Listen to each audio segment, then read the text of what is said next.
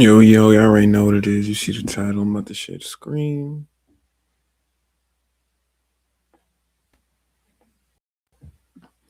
So, boom, bop. So, old Shakur Stevenson fight. As you all know, I am a fighter. So, I am quite qualified to break down what I see. There's going to be a lot of frequent pauses. So, if you're here to learn, you're here to learn. If you're here to watch the fight, go watch the fight on your own, man. It's on YouTube. It's free. Okay. First, I see the look in his eyes. He's ready, but come on now, Shakur. All right, first things first, Shakur is very heavy on his front foot here. So our fighters know what that means. It means he's going to be jab heavy. Shakur, I wouldn't say he's typically jab heavy in his fights, but he is quite reliant on the jab as most fundamental boxers should. So let's see if he wins the jab battle because he clearly has the reach advantage here.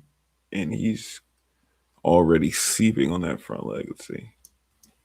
Okay, so he threw one jab. He didn't throw the first jab, which I always like to get the first hit off in a fight because if you don't swing first, you're not the one setting the tone. But although I wouldn't say that necessarily is about it, it's just setting the tone here.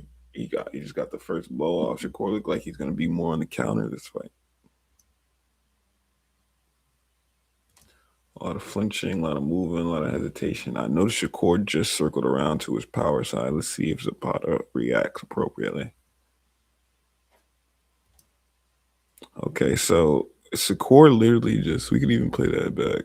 Shakur, not necessarily fake to the power side, but he faded to the power side. A fake is a one motion, then go the opposite way. But he kind of toyed with him, saw if he was going to throw the power side. He didn't throw it. He went right back around to the weak side. Let's see it. See, he steps over to the power side. That's a cross right there if you're Tabata. He was probably expecting that and wanted to jump out the way. That's why he went to the weak side immediately. So it seems like there's a set plan for Shakur, but yet there also seems like there's a set plan for Zabata. So let's see. Here's Zabata. You can't just be sitting there getting clipped up, getting hit. What you should be doing, even if you miss, throwing something. I'm not necessarily saying throw a wild shot. I'm saying you got to look like you're working. You can't just be standing there getting touched up and getting tagged up. And Shakur knows that. So as he's touching and tagging, he thins and keeping them confused as he's scoring points. I don't know if this was the plan before the fight, but it seems like this is the plan he's going with. A lot of the times, if something starts working earlier for you, why not just keep doing it? If it isn't broke, don't fix it. Boom, that was a good body shot. But I had a coach tell me not to jab to the body. Maybe because I'm tall. What y'all think? Boom. See, that's exactly what Zapata's supposed to be doing. Straight cross down the middle. I'm not even sure if it touched the core, but it doesn't matter. He can't just be sitting there getting tagged up. Boom, body shot. So that's the second body jab Zapata's hit. So let's see if Shakur is going to be affected by that. Let's see if Zapata can keep landing that. Good breakup, ref. Oof, Zapata. Now we're boxing here because now you're starting to see he's tagging to the body, he's going downstairs, then he's going up top. You got to invest somewhere first before you cash in. You get what I'm saying? That was a good tag. So Zapata just lunged forward and then went back. See, that kind of shows that he's respecting Shakur's power. Not that he shouldn't, but he shouldn't make it so evident to the judges because if you're the smaller man with the smaller reach, you best be trying to get more volume off and get more power shots off because there could be fights where you don't even get a hit off if somebody's skilled enough. Low key, I can see why they be calling Shakur pillow hands. I'm not saying he's not a great boxer. He's a great boxer, but tags like that little 1-2 pop he just hit, like that's not affecting anyone. And I'm not gonna say the judges aren't gonna score that. See, if I'm Shakur, I'm not. See, as a as somebody who does martial arts, right? Are you boxers aware that ducking that low is not realistic at all? even as somebody who don't really know how to fight. Like if you a boxer and you about to fight somebody who could wrestle on the streets and you start ducking low like that, you might die. You might literally unalive yourself. You might literally hurt yourself. So yeah.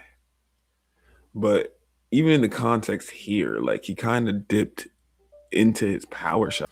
Shakur does a good job at, yeah, that's a Philly shell, but it's not a traditional Philly shell because he's getting into him. Like he's kind of like nullifying the blows, stifling, muzzling him. He's using the Philly shell is when you tuck your shoulder, use it as protection while making your side profile smaller. So it's harder for you to hit the body and the head as you're moving the head, and you have this offhand to protect. So the you hooligans that try to use the Philly shell to just look cute, you don't even really understand what you're doing because you could use it from time to time, but only the really skilled people could make a living off of it. Like it's not fundamental at all to do. It's a nice little trick to have when you tired and you're just trying to be safe and just move around, get loose. But don't bank on the Philly shell because you could get hurt, especially by somebody who's well coached.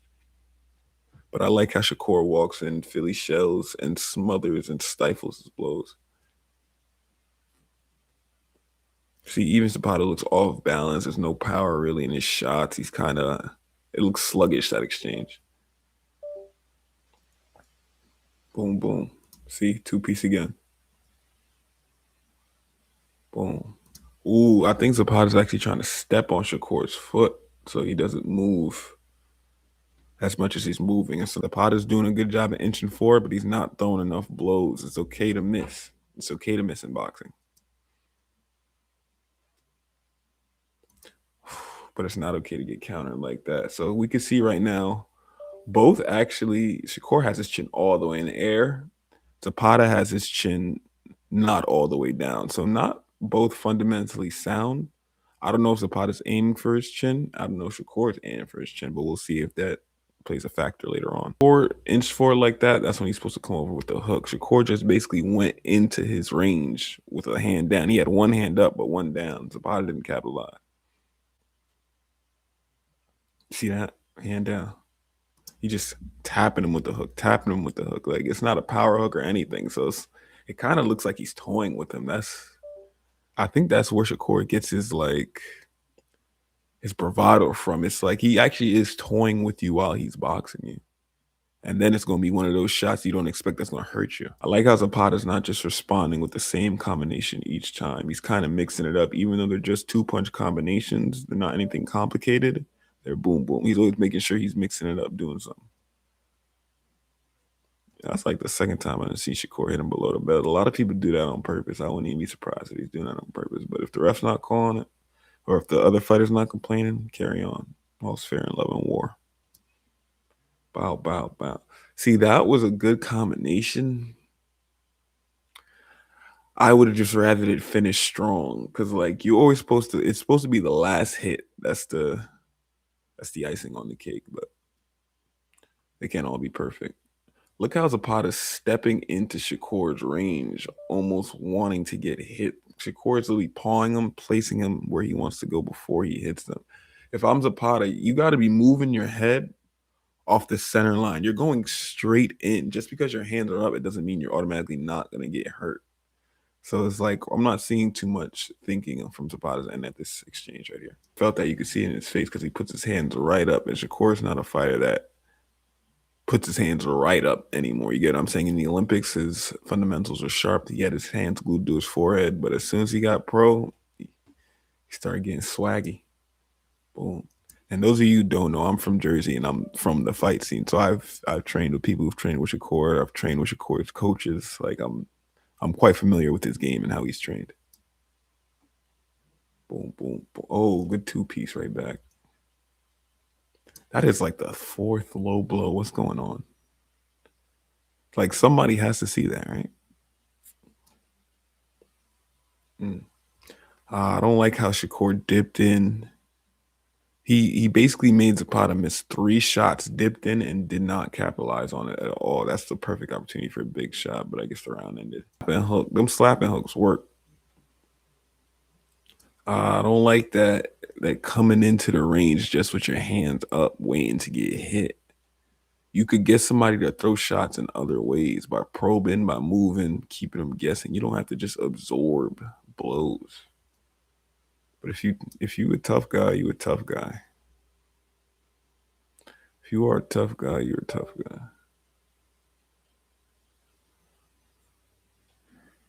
All right, I'm gonna end this stream for now.